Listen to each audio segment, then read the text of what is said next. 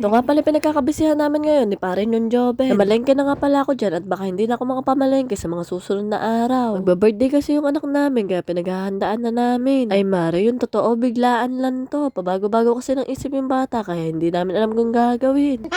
Bike lang kasi yung request niya nung una, ngayon ang gusto niya nahandaan na. Isa lang naman kasi mag 7th birthday yung mga bata kaya ibibigay na namin. Kakadaldal ko nga sa inyo mga mare hindi ko na napansin tong ginagawa ko. Nakita nyo naman, nakabutas na naman ako nung wala pa ako nabebenta. Pagkatapos nga niya, nagpa-refill na ako nitong mga Red Horse. Pare, hindi pa pwedeng wala nito, magtatampo si pare. Full party nga pala yung gagawin namin sa birthday ni Cheska kaya hindi na ako kumuha ng clown. Gumawa na nga rin pala ako ng opening remarks dyan kasi bala ko nga ako yung mag-MC. Kaso mare, mukhang ayaw ng lalamunan ko.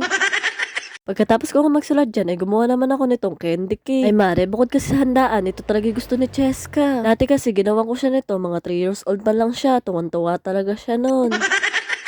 Ito nga pala yung itsura niya, nung 3 years old siya, nakita niyo naman, ang cute-cute niya dyan. Layer nga pala yung nagawa ko at nilagyan ko lang ng number 7 sa itaas. Pagkatapos nga niyan, gumawa naman ako ng backdrop name ni Cheska. Ay mare, 100 pesos lang yung nagastos ko dyan. Ay mga mare, nag-canvas talaga ako bago ko gawin yan. 400 nga gagastusin ko, ipapagawa ko yan sa iba. Pero kung marunong ka naman mag-DIY mare, mag-DIY ka na lang, mas makakatipid. Bukod kasi sa nakatipid ako, nalilibang pa ako. Matumal kasi ngayon sa tindahan. Pagkatapos ko nga gupitin yan, ipapakat ko naman, tsaka ako gugupitin uli. O diba nahilo kayo? Nakita nga ako ni Joben sa ginagawa ko, kaya tinulungan niya na ako. Akala mo naman talaga, alam niya yung gagawin, no?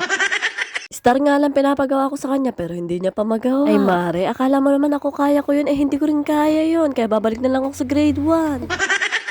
Sabi ko nga sa kanya, gumawa siya ng pattern at baka makuha din namin. Ay mare, kahit i-pattern mo pala, iba'y kalalabasan. O siya mga mare, hanggang dito na lang muna. Paalam.